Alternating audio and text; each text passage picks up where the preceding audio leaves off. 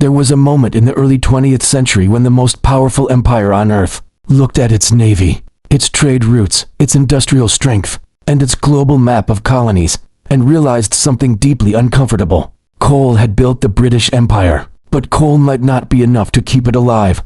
The next war would not just be about ships, territory, and manpower. It would be about fuel, about speed, about supply, about whether a state could move modern machines fast enough, far enough, and long enough to break the enemy before its own system seized up. In that sense, World War I was not only the last great imperial war of the Old World, it was also the first global war of oil. Welcome to Finverse Stories, where money, power, and history collide, and nothing is ever as simple as it looks. To understand why petroleum mattered so much, you have to start just before the war, when the world was still running on coal. Coal-powered factories, railways, merchant fleets, and the great battleships of the age. Britain had coal in abundance, and that was one reason it had dominated the 19th century. But oil offered something coal simply could not. It carried more energy for its weight. It could be loaded faster. It enabled quicker acceleration. It required fewer men shoveling fuel into furnaces. And it gave warships a speed and operational flexibility that coal-fired fleets struggled to match. Winston Churchill, as First Lord of the Admiralty, pushed the Royal Navy toward oil, even though Britain had no comfortable domestic oil supply, the way it had with coal. By 1914, Parliament approved government investment in the Anglo-Persian Oil Company, with the British state taking a controlling stake and tying national strategy directly to petroleum. That was not a side issue. That was the state admitting, in public, that energy had become a national security problem. And that is where the deeper story begins, because once a navy, an army, or an economy reorganizes itself around a new energy source, it is no longer merely buying fuel. It is redrawing its foreign policy. It is changing what lands matter, what companies matter, what sea lanes matter, and which distant crisis suddenly becomes vital. A pipeline in Persia, an oil terminal near the Gulf, a field near Basra. These places could now matter to London almost as much as a dockyard in Portsmouth. Oil turned geography into strategy. At industrial speed, it made remote places feel alarmingly close. That is one of the hidden rules of modern power. Resources do not stay local once empires become dependent on them. They become political, then military, then moral. If a government needs a cleaner word for it. When war broke out in August 1914, Europe still looked, at first glance, like a continent fighting with railways, horses, artillery, and men in uniforms that belonged to a previous century. And in many ways, it was. Railways still dominated mobilization. Horse transport remained essential. Aviation was still in its infancy. Tanks did not appear on the battlefield until 1916. But under the surface, the character of warfare was already changing. Trucks, cars, tanks, submarines, and aircraft all depended on oil-based fuels. Mobility, range, and mechanical warfare were no longer futuristic fantasies. They were becoming real, messy, unreliable, fuel-hungry facts. The war began in a mostly coal-and-rail world, but it ended in a world that had clearly seen the future, and the future smelled like petroleum. This gave the Allied powers a major strategic advantage. By controlling more than 70% of world petroleum production, the Allies held a decisive edge, because wars are not won only by tactical brilliance. They are won by systems that can keep feeding machines, moving shells, transporting troops, and absorbing losses. Oil did not replace everything in World War I, but it increasingly determined which side could exploit new forms of mobility, and which side was trapped by shortage. The Allies were not magically smarter. They were simply better positioned in the energy economy that modern war was beginning to require. And history is often cruel in exactly that way. The side with the better moral rhetoric is not always the one with the better logistics. But the side with the better logistics usually gets to write the peace conference. Britain understood this early, especially in the Middle East. When the Ottoman Empire entered the war in late 1914, British leaders moved quickly into Mesopotamia, present-day Iraq. The stated logic was blunt: protect the valuable oil fields near Basra. British and Indian forces landed in November 1914 and captured Basra and Kurna. This is important because it strips away some of the sentimental mythology about war aims. Before the slogans, before the lofty language, before the later justifications piled up, there was a hard strategic calculation. If oil mattered to the fleet and to the wider war effort, then the approaches to Gulf oil mattered too. Suddenly, Mesopotamia was not peripheral. It was plugged into imperial survival. At the same time, the Central Powers faced the opposite problem. Austria-Hungary had oil in Galicia, but not enough, and those fields lay dangerously close to Russian military pressure. The Ottoman Empire had potential in Mesopotamia and the Arabian Peninsula, but made no serious effort to develop those resources before or during the war in a way that could transform the balance. Romania had petroleum production somewhat higher than Austria-Hungary's, and had already been tied into German demand before 1914, which made the region strategically explosive. Oil scarcity did not make the Central Powers helpless, but it made them vulnerable in the one area modern war punishes without mercy: sustained mechanical capacity. A shortage of fuel means fewer options, slower movement, narrower campaigns, greater dependence on capturing what you failed to secure in peacetime. That is never a comfortable position to be in. In the Caucasus, Ottoman objectives included the Baku oil fields in Azerbaijan. Capturing Baku was one of the stated strategic aims of the Ottoman push in that theater, because Baku was one of the great oil centers of the era. Whoever held it did not merely hold territory,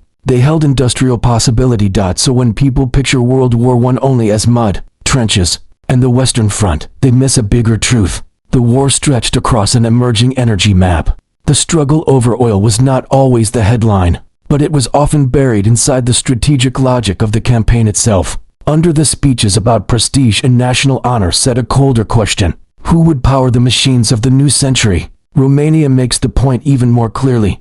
When Romania entered the war on the Allied side in 1916, its oil suddenly became both a prize and a danger. As the military situation worsened, retreating Romanian forces and their allies destroyed oil infrastructure to deny it to the enemy. Later, after the Treaty of Bucharest in May 1918, the Central Powers obtained effective control of Romania's oil fields and communications. In wartime, control over fuel is control over tempo, and control over tempo is often control over initiative. Every side understood that even partial access to oil could prolong resistance, sharpen offensives, or at least delay collapse. Modern war was learning in real time that energy infrastructure could be as strategic as armies. The same logic showed up in weapons that have become symbols of the war itself. Tanks first appeared on the Somme in September 1916. They were unreliable, clumsy, and too few to decide the battle. But that misses the larger point. Their very existence signaled a change in the industrial logic of warfare. Tanks were a mechanical answer to trench deadlock, and mechanical answers require fuel. So do aircraft. So do motor lorries moving supplies to where the rail lines end. World War I was still partly a 19th century war in its organization, but its breakthroughs increasingly depended on 20th century energy. The battlefield was becoming a place where barrels of oil quietly translated into mobility, shock, reconnaissance, and endurance. You did not always see the oil. You saw what it made possible. By 1918, the pattern was unmistakable. Baku was occupied by Ottoman forces in September, though only briefly. Before the Ottoman armistice at the end of October, Romania's oil had been under Central Power influence for a time. Mesopotamia had become deeply entangled with British war aims, and across the wider conflict, petroleum had moved from strategic supplement to strategic necessity. The side that could secure, transport, and protect oil held a growing advantage in the war's most modern dimensions. This did not mean oil alone won the conflict. That would be too neat, and history is rarely that polite. But it does mean oil helped decide which coalition could sustain the transition from industrial war to mechanized war more effectively. Petroleum did not replace men, steel, finance, or command. It connected them. And that is why the phrase "the secret war for oil" matters. It was secret not because nobody knew oil existed. Of course they did. It was secret because oil often sat one layer beneath the public explanation. Governments talked about alliances, obligations, civilization, national honor, and the balance of power. All of that was real, but beneath it sat energy dependence, supply anxiety, and the dawning realization that control of fuel could shape military outcomes. The public saw maps and flags. Strategists saw coaling stations giving way to oil routes, commercial concessions turning into geopolitical leverage, and private firms becoming instruments of state power. There is also a financial story here, and it is not a small one. When Britain took control of Anglo-Persian oil in 1914, it blurred the line between public power and private extraction. This was not simply a government buying a useful asset. It was the state choosing to guarantee access to a strategic commodity by embedding itself in a commercial structure. Once that happens, markets are no longer just markets. They become extensions of policy. Profits, contracts, shipping, security, diplomacy, and investment all start to fuse. One of the oldest tricks in the history of money and power is pretending that a strategic, commercial decision is just prudent business. It rarely is. It is usually empire, with accounting, and the war taught a wider lesson that outlived the empires fighting it. If oil could help determine the outcome of the first fully industrial global war, then access to oil would shape every major power contest that followed. You can almost watch the 20th century being drafted in advance. The interwar scramble for energy security, the strategic importance of the Middle East, the obsession with supply lines, the rise of state-backed oil champions, the military protection of sea lanes, the political vulnerability of import-dependent nations, even the modern habit of calling resource conflicts something nobler than they are. All of it was foreshadowed here. World War I did not invent the politics of oil, but it proved that petroleum was no longer a commercial curiosity. It was a pillar of modern sovereignty. That should sound familiar, because the logic never disappeared. Today, the names and technologies have changed, but the structure is the same. States still reshape foreign policy around critical resources.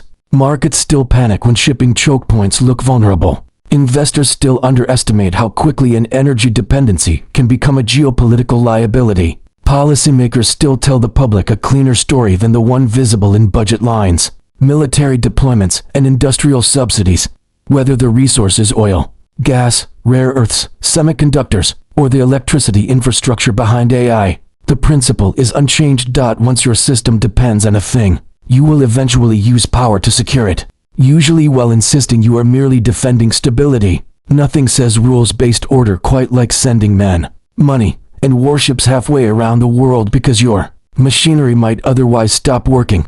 There is also a personal lesson buried inside this vast geopolitical one. Most people think wars are decided by courage at the front, speeches in parliament, or genius in command rooms. Those matter, but systems are often decided by quieter constraints. Who has the fuel? Who has the shipping? Who has the reserves? Who can absorb disruption? Who depends on a fragile supply chain they do not control? The same applies to societies, and in a smaller way, to households. Real wealth is not just what you own when conditions are calm. It is what still works when supply gets tight, prices jump, and political language becomes strangely theatrical. Financial freedom, in the deepest sense, is resilience against systems you cannot control. Empires learned that lesson through oil. Ordinary people usually meet it through inflation, shortages, energy shocks, and the slow realization that the financial system is far more political than they were ever told. World War I is often remembered as a catastrophe of trenches and artillery, and rightly so. But if you look more closely, it was also a hinge moment in economic history. A war fought by coal-age empires accelerated into a petroleum-age future. Britain's pre-war decision to secure Persian oil, the campaign in Mesopotamia, the struggle around Romanian production, the strategic pull of Baku, the emergence of tanks and aviation, the Allied advantage in world petroleum output, all of it points to the same conclusion. The war was not only a clash of armies, it was a contest over the energy basis of modern power. The final lesson is simple and a little unsettling. The countries that dominate an era are often the ones that understand the next strategic resource before everyone else is forced to. Britain saw that coal had limits in a new age of mechanized warfare, and moved imperfectly but decisively toward oil. Others lagged, improvised, or tried to seize what they had failed to secure in peacetime. That pattern repeats everywhere in economic history. The biggest financial mistakes are often not about choosing the wrong asset. They are about misunderstanding which dependency is quietly becoming absolute. By the time the public notices, the map is already changing. History does not repeat, but if you do not understand it, it will crush you all the same. If this gave you a new perspective, hit subscribe.